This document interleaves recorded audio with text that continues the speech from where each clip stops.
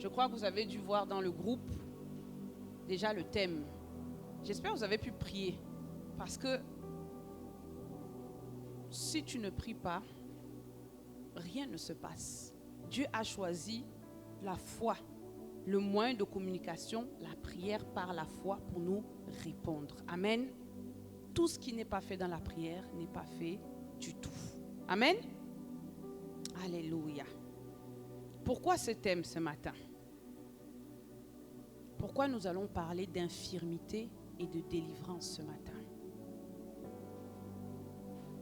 Avant cela, je veux dire à quelqu'un, peut-être tu as l'impression que ça ne te concerne pas, mais ça te concerne. Ce message s'adresse à toi. Ce message s'adresse à toi. Ce message s'adresse à toi, ma sœur. Amen. Alléluia. C'est un mois spécial. Et je ne veux pas que tu rates ce mois. Je ne veux pas que tu rates ce que Dieu a prévu pour toi. Amen. Le mois de mars est le 3e mois de l'année. Amen. Alléluia. Et nous, quand nous regardons la parole de Dieu, Jésus a été ressuscité le 3e jour. Amen. Tout ce que Dieu a fait a commencé au bout de 3 jours. Oui, quand tu tombes enceinte, c'est au bout de 3 jours. La grossesse commence à hein? Amen.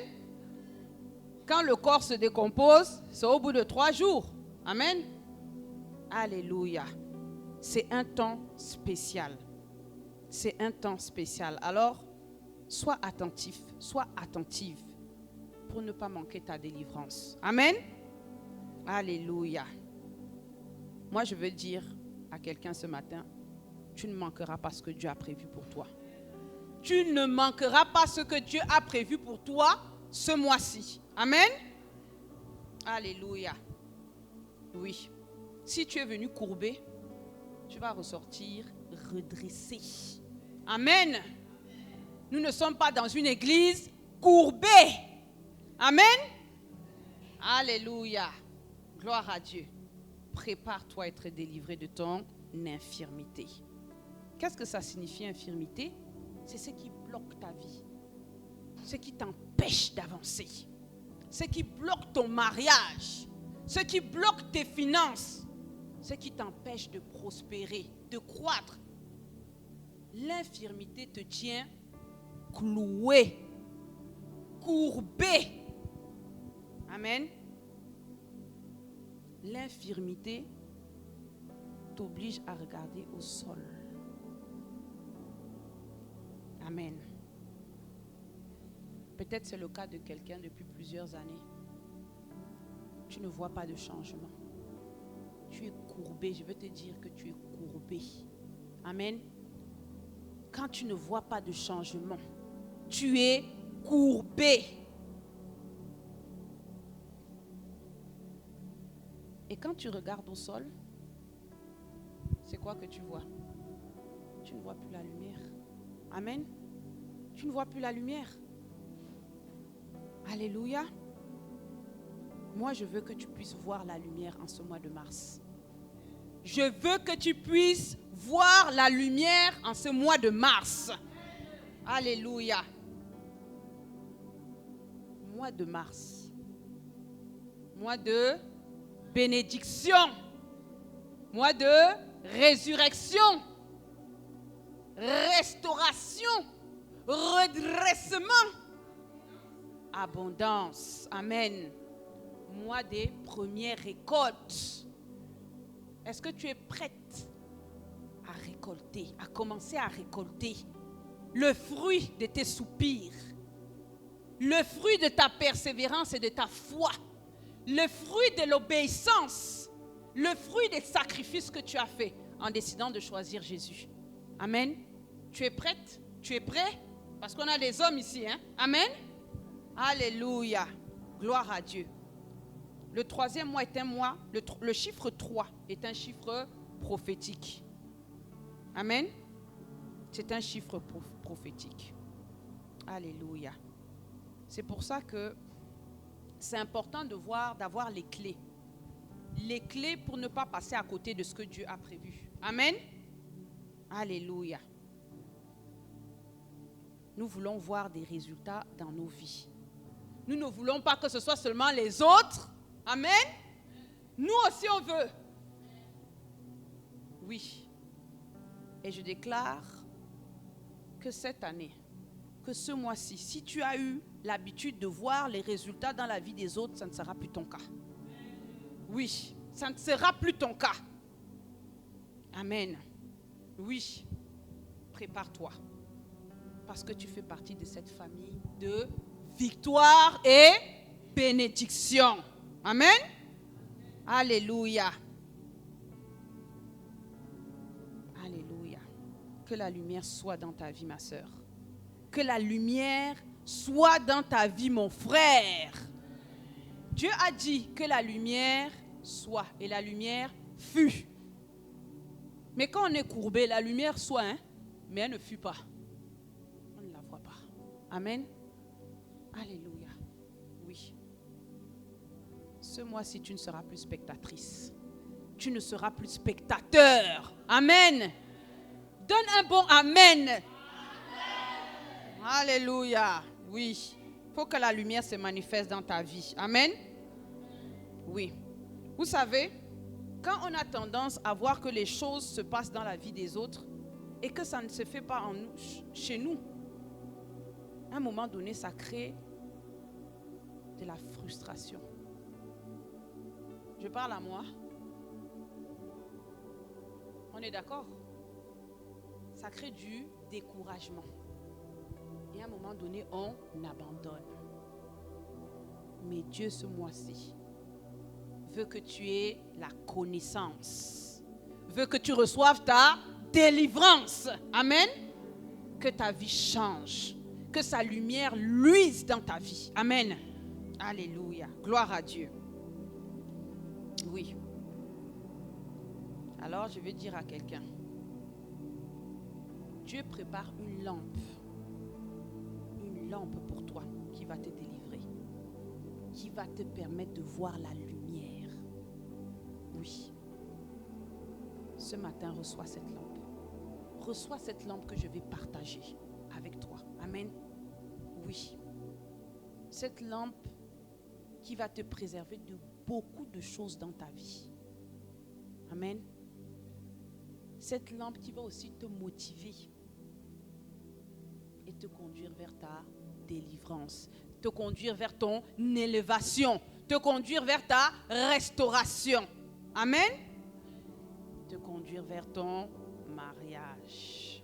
Je parle à quelqu'un. Alléluia. Yes. Ça, c'est une église de mariage. Alléluia. Yes. Je prie que tu vois des résultats en ce mois de mars. Amen. Ces résultats vont te donner la motivation de continuer à marcher avec Christ. De continuer à obéir, de continuer à t'attacher. Amen. Jésus n'a jamais dit que ce serait facile, mais que ça ne sera pas impossible. Amen. Oui. Alléluia. Gloire à Dieu. Je sens que vous êtes réveillés. Je sens que ça vous interpelle. Ça, c'est bon, ça. Ça, c'est bon. Alléluia. La foi est déjà là. Vous êtes disposés. Amen. Nous allons prendre le verset donc. Luc chapitre 13, versets 11 à 12. Amen. Luc chapitre 13, versets 11 à 12. Sois dans la foi ce matin. Sois dans la foi ce matin.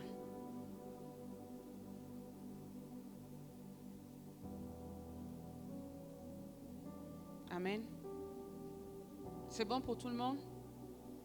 Amen. Je lis la parole de Dieu. Et voici, il y avait là une femme possédée d'un esprit qui la rendait infirme depuis 18 ans. Elle était courbée et ne pouvait pas du tout se redresser. Lorsqu'il la vit,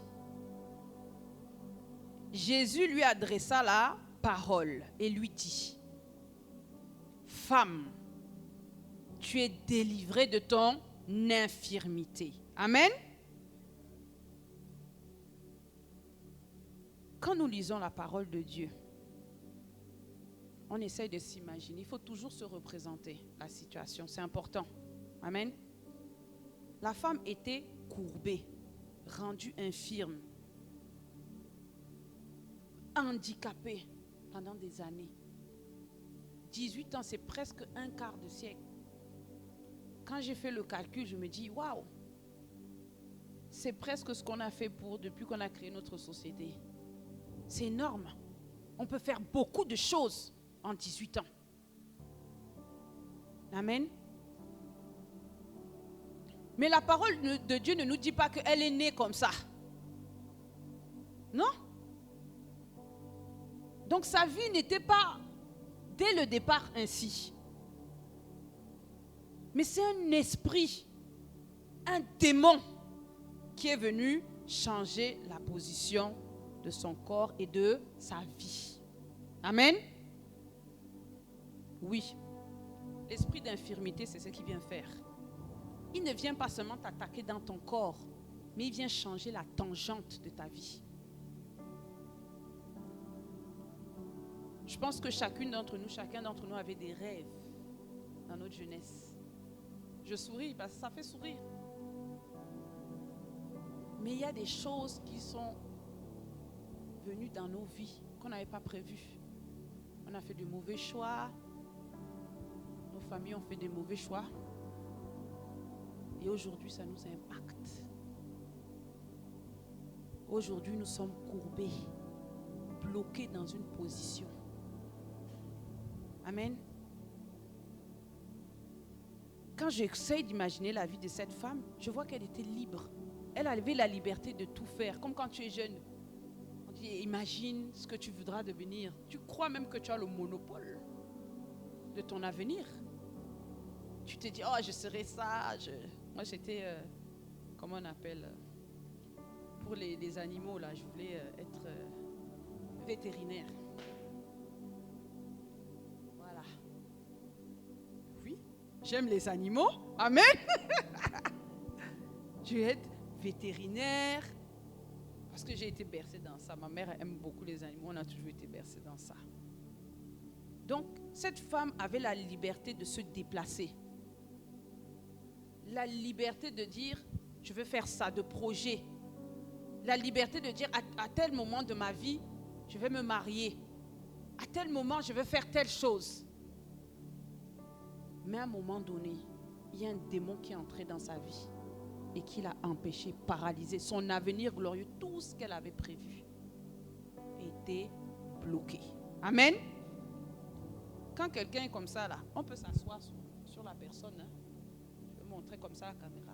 Il est venu s'asseoir sur sa vie. Oui, il est venu s'asseoir sur sa vie pendant des années. Moi, je veux dire, toujours quand tu lis la parole de Dieu, je veux dire à quelqu'un, enlève le nom de femme, tu mets ton nom. Enlève l'infirmité, tu mets ton problème qui te bloque depuis des années, qui t'empêche d'avancer. Oui, fais-le. Fais-le. La parole de Dieu est vraie. Ça nous concerne tous. Amen.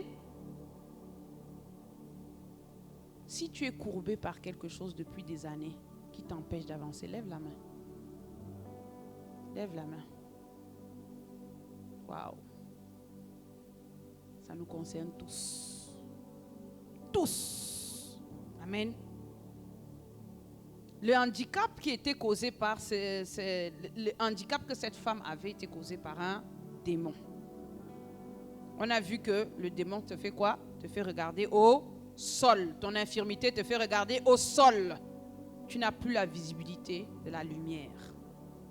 Alléluia, de la gloire de Dieu. Et quand tu commences à regarder au sol, tu n'as plus de vision. Ta vision, c'est les pieds des gens. Ta vision, c'est tes pieds. Tu regardes en haut. Tu regardes en bas, pardon.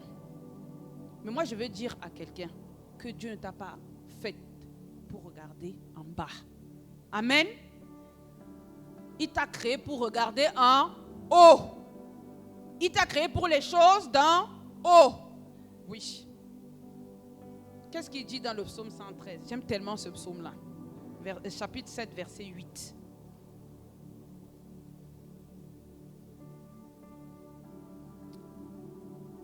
Psaume 113, chapitre 7, verset 8. Amen. La parole de Dieu nous dit, de la poussière, il retire le pauvre. Oui. Il retire le pauvre pour le faire asseoir avec les grands de son peuple. J'essaye de résumer. Quelqu'un a le psaume 113 qui peut lire, chapitre 7, verset 8.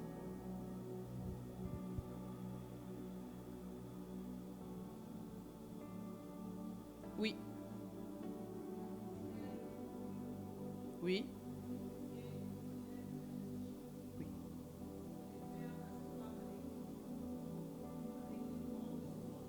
Amen. Alléluia. Tu n'es pas faite pour regarder la poussière. Amen. Tu es faite pour t'asseoir avec les grands. Parce que tu es grand, tu es grande. Amen. Oui. Alléluia. Cette femme n'avait plus de vision. Elle était sans vision. La parole de Dieu nous dit dans Proverbes, chapitre 29, verset 18. Proverbes, chapitre 29, verset 18. Je lis la parole de Dieu. Quand... Tu peux.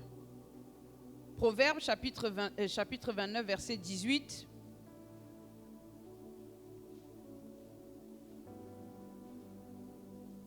Oui. Je lis la parole de Dieu. Amen. Quand il n'y a pas de révélation, le peuple est sans frein. Amen. Heureux s'il Observe la loi. Amen. Quand il n'y a pas de révélation, en d'autres termes, quand tu n'as plus de vision. Quand tu n'as plus de vision, tu n'avances plus. Ta vie est bloquée. Tu ne vois plus l'avenir. Amen. Une personne sans vision est une personne qui va à sa destruction. Amen. Oui. Une personne dont la vie est déjà détruite. Amen. Refuse d'être une personne sans vision. Refuse d'être une personne sans vision. Oui. Je prie que Dieu te donne sa perspective divine pour ta vie. Sa vision. Amen. Sans vision, tu ne peux pas avancer. Sans vision, tu cours à ta destruction. Amen. Alléluia. Quand Dieu a créé les cieux et la terre, il avait une vision avant de le faire. Alléluia. Et il nous a créés à son image. Amen. Il nous a créés à son image. Alors, nous allons voir les différents types d'infirmités qui peuvent être présents dans nos vies. Parce que des fois, on peut prêcher et tu te dis, ça ne me concerne pas. Mais je vais t'ouvrir l'esprit, que le Saint-Esprit t'ouvre ton esprit pour que tu comprennes que ça te concerne. Amen. Quand Dieu dit à Abraham, jette ton bâton, qu'est-ce qu'Abraham il a fait? Qu'est-ce qu'il a fait, Abraham, quand Dieu lui a demandé de jeter son bâton? Est-ce qu'il a jeté ou il n'a pas jeté? Amen. Il a obéi. Yes. Il a obéi quand Dieu lui a demandé de jeter son bâton. Il n'a pas retenu le bâton dans ses mains. Amen. S'il avait retenu le bâton, qu'est-ce qui se serait passé? Amen. Alléluia. C'est ça. Il n'y aurait pas eu de manifestation de ce que Dieu lui avait dit qu'il allait faire. Amen. Qu'est-ce que cela signifie? Amen. Yes. L'obéissance amène la manifestation. Est-ce que quelqu'un m'entend? L'obéissance amène la manifestation. Je veux parler à quelqu'un ce matin. Si tu n'es pas prête, si tu n'es pas prêt à obéir, ne t'attends à rien. Amen. Si tu n'es pas prêt ni prête à obéir à la parole de Dieu, ce n'est pas la peine de venir fatiguer les gens à l'église. Amen. Parfois, ce n'est pas la faute du pasteur. Il peut prier. Prophète, serviteur de Dieu, servante. Ce n'est pas la faute des frères et sœurs. C'est de ta faute. S'il n'y a rien qui se passe dans ta vie. Amen. Alléluia. Pas d'obéissance, pas de manifestation. Si tu veux un changement dans ta vie, commence à obéir. Amen. Commence à obéir. Oblige-toi à obéir. Amen. Alléluia. Sinon, il n'y aura pas de manifestation, il n'y aura pas de changement dans ta vie. Alléluia. Qu'est-ce que signifie l'obéissance? C'est s'obliger. C'est s'efforcer. C'est faire l'effort. Des fois, on voit la servante de Dieu, il y en a, venir à l'église toujours, pleine forme, l'énergie est plus que débordante. On se dit, mais pour elle, c'est tellement facile, elle n'est jamais fatiguée. Oh, amen, c'est un être humain comme nous. Oui. Nous tous, nous avons des vies. Nous tous, nous avons beaucoup de travail. Amen. Mais si elle vient, si nous venons, c'est parce que nous nous efforçons. Amen. Nous sommes en train de marcher par l'obéissance. Alléluia. Oui, c'est un effort pour tous les chrétiens. Tous les chrétiens. Amen. Quand tu te lèves le matin, tu sacrifies ton sommeil. Alors que tu as peut-être dormi 2 heures. Tu commences. Mais c'est un sacrifice. Tu as envie de dormir comme tout le monde. Tes yeux piquent. Des fois, tu as... Seigneur, aide-moi. Que je chante, que je te loue. Mets-le en moi. Commence à me fortifier. Parce que ce n'est pas facile. Amen.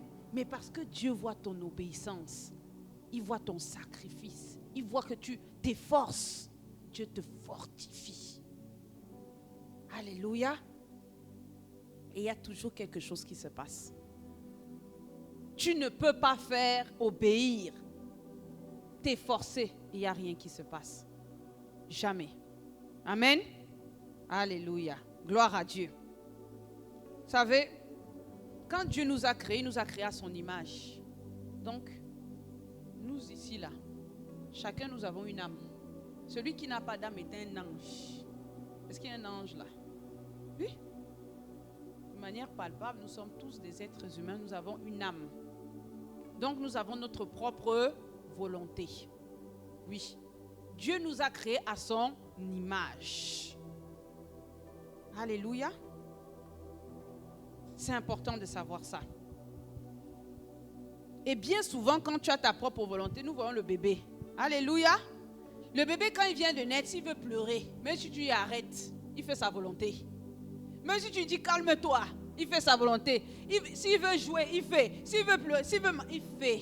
Parce qu'il est né avec sa propre volonté. Amen. Les anges, par contre, c'est différent. Ils ont été programmés pour obéir. Ils n'ont pas d'âme. Ils n'ont pas de sentiment. Mais nous avons vu qu'il y a des anges comme les robots un peu défectueux. Satan qui a voulu faire sa propre volonté avec les anges déchus. Amen. Vous savez, c'est toujours compliqué pour obéir à Dieu. Il faut le savoir, ça demande des efforts parce qu'on a notre propre volonté. Mais ce que Dieu a fait dans sa grande bonté, c'est qu'en nous, il a mis une partie qui est soumise à une autorité. Qui se soumet toujours à une autorité. Et cette autorité, c'est Dieu lui-même à la base. Amen. Amen. Mais dans notre vie, il nous met des autorités. Alléluia. Mais ce n'est pas pour notre mal. Hein. Faut comprendre ça. Ce n'est pas pour notre mal. Quand nous prenons l'exemple de Adam et Ève dans le jardin, Dieu leur a dit, vous pouvez faire tout ce que vous voulez. Faites votre volonté. Mais, il y a un mais. Oui. Ce mais-là, problématique. Amen. C'était un mais problématique. Mais avant ça, nous voyons une chose. C'est que nous sommes là nous sommes des imitateurs de Christ. Jésus, qu'est-ce qu'il disait? Je ne suis pas venu pour faire ma volonté, mais la volonté du Père, de celui qui m'a envoyé. Amen. Donc, Jésus avait sa propre volonté. C'était dur, hein?